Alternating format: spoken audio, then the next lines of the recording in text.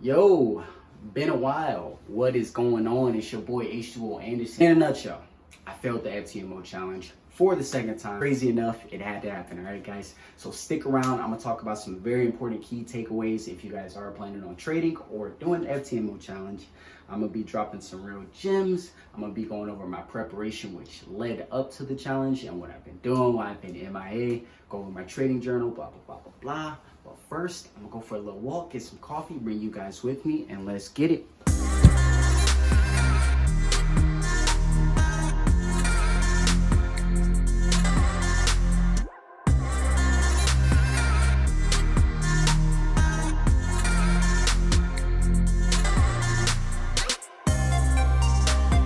Hey, y'all know what's going on. Y'all know we had to slowly but surely upgrade the system. We got a monitor, so hey, bear with me, baby. Let's talk about these key takeaways for the FTMO challenge, all right?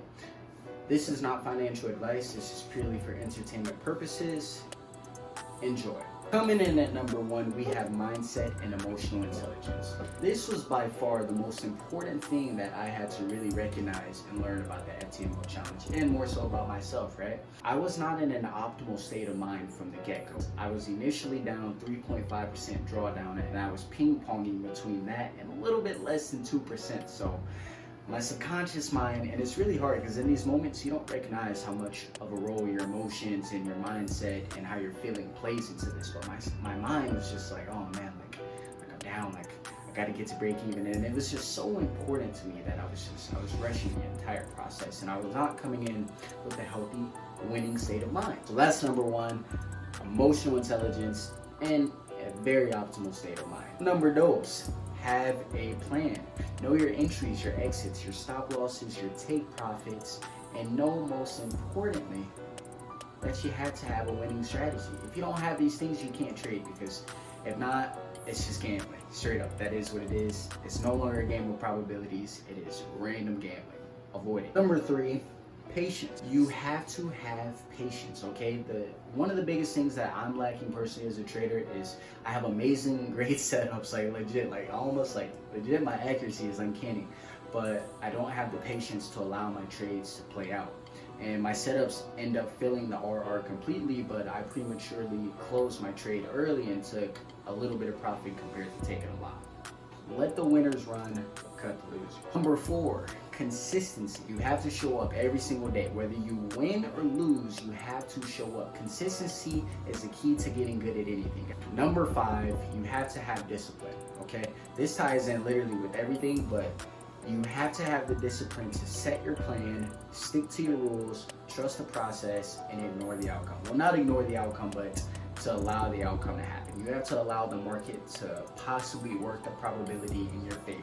You have to trust the process. That's literally the game. You're rolling the dice with a strategic edge. Be disciplined, stick to your rules, continue educating yourself, back test, keep it going. And number six, number six, people, risk management. Risk management is the number one important thing to trading. Okay, I know I said the other stuff was important. It's all important, but number one is risk management. If you don't have capital, you can't trade. If you can't trade, you're not in the game, right? So we're gonna jump right into it. I'm not gonna read this entire thing because it's a lot, but I will give a scroll so that you can pause the video and look and see what I've actually written down. Now, this is the latest trading assessment feedback, which pretty much I went over my performance, right? I wrote down what I was doing correctly and what I was doing incorrectly. Now, I'm old-fashioned. I am a pen and paper kind of guy, so I did write this down on paper and then I typed it out for you, so you're welcome. Just kidding. All right, but let's go over a few key details and talk about some of the things that I did correctly, which I start. So I did a great job utilizing alerts and looking at the higher highs, the higher lows, the lower highs, and the lower lows. If you trade price action and market structure, then you know how vital to this is. So I started to really pay attention to that a lot more with my trading, as well as utilizing alerts, right? You're not always going to be around to look at your setups. So it's important that you use alerts so that when price does reach your potential trading area, you can hop on your phone or your laptop, tablet, and see what price is actually going to do. Not only that, but if you're gonna go to sleep and you're thinking about taking a trade, you know, you can have price trigger you in at this entry while you're asleep, and then you can wake up and, you know, see what's going on. So alerts are super awesome. Use alerts, right? Here we have again, my mistakes came from not sticking to the plan and going against my rules. I was scalping, I had no stop loss, and got greedy after a profitable trade. So, I mean, self-explanatory, but I like this because I recognized that I wasn't sticking to my plan and I was deviating from it. And as a trader, as an investor, this is our business, right? This is our bread and butter. You have to treat it as such, right? So it's important to go over costs of business, inventory, etc., etc. You know, we don't really have these things in trading, but my point is treat it like a business so that one day it becomes your business. I didn't do too well at analyzing my assessment and writing it down. However, by Tuesday, I was up 2% on the account with very, very solid trades. I allowed the trades to play out enough to give me the percent, but I didn't allow them to 100% play out the entire probability. Nonetheless, I have proven myself to be profitable over the course of December. So this one is just pretty much saying that I take a trade, I might close it out at 0.5% or 1% versus when I could have closed it out at 2% profit or 3% profit. So now I'm noticing that, yes, I am profitable, but I'm not letting my trades run to the end, right? I'm cutting my losers way too late and I'm not letting my winners run. And like I said, I'm not gonna go through these all. You can pause the video, but I think this is extremely important for any trader to have. You need to have a trading journal. You need to go over all your trades. And I think you need to have some sort of feedback or assessment where you can just kind of go over your performance. Right, so I'm gonna take you guys into my trading journal for Q4 and a little bit into Q5. Year just started. And of course, my FTMO stats. But before I do that, I wanna talk about The Disciplined Trader by Mark Douglas. This book is a must read for any trader, any investor, okay? I'm really comfortable with my trading strategy, so I knew that, I don't want to call it failure because it's learning. I knew that my lack of success was coming from elsewhere, so I bought that book and it was probably the greatest thing I ever could have done for myself. Mark Douglas said it best and I'll say it to you guys too.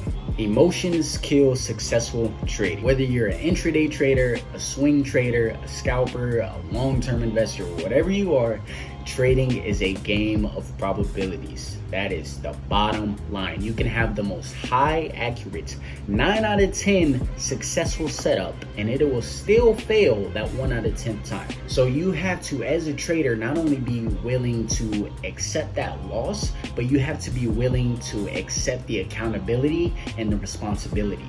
That's what makes the best out of the best trader. I just wanted to rant about that. Let's get into my trading journal and go over my stats. Okay, so hopping into my dash, looking at my trading journal for Q4. This one specifically is from the middle of December, but nonetheless, I was just proving to myself that my trading style, which is just price action, honestly, was indeed profitable. Before and after pictures with the reason why I took this trade, my confirmations. So as you can see, my RRs, these are terrible examples, sorry. Let's look at this one.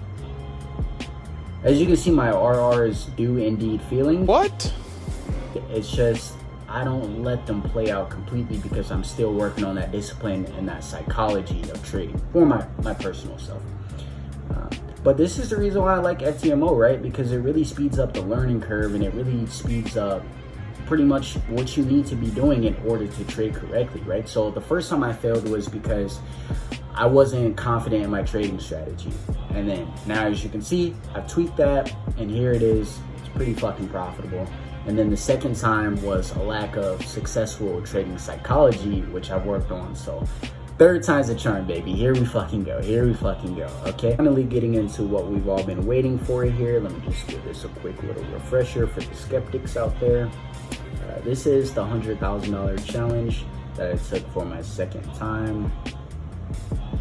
Show all. That was the original 50K fail. And then this was a $100,000 challenge. So right off the bat, after my 5th trade, I entered the dungeon. I was down about 3.5% on the account, and literally for 90 trades, going to my 100th trade, I was just ping-ponging between being down 3.5% and a little bit less than 2%. And you can imagine what that did to my mental and, you know, my psychology. and I think I was right here like $1,000 away from violating the daily loss. And I told myself, I was like, I'm gonna stop trading. I'm just gonna come back tomorrow refreshed, and I'm gonna bring it back. But you know, I'm sure I'm not the only one, but you know, you get to a point where you just take so many fucking losses and you're like, dude, fuck this. Like, I don't even care if I blow my account. So crazy, stupid $700 lesson, but I gave up. So I was like, yo, like, you know, I was like, I'm gonna blow this bitch. And I fucking blew the account. And I don't mind, because I feel like this is often not said enough.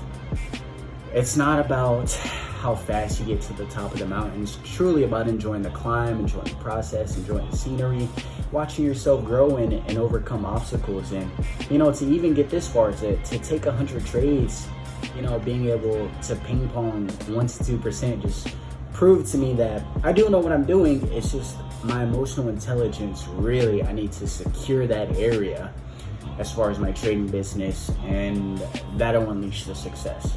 So again, this was a $100,000 account. As you can see, I have a little bit more than the initial 30 days because I did buy at the end of December, and FTMO actually gave an additional 10 days, which is super fucking awesome. Yo, kudos to FTMO. Right now, let's actually jump into the stats. So the max A loss violated, obviously, never hit the total max loss, and then blah blah blah. I was only on it for 5 days, so you know it was pure emotions, and I was just legit. I just straight I wasn't in an optimal state of mind that could allow me to take the proper trades.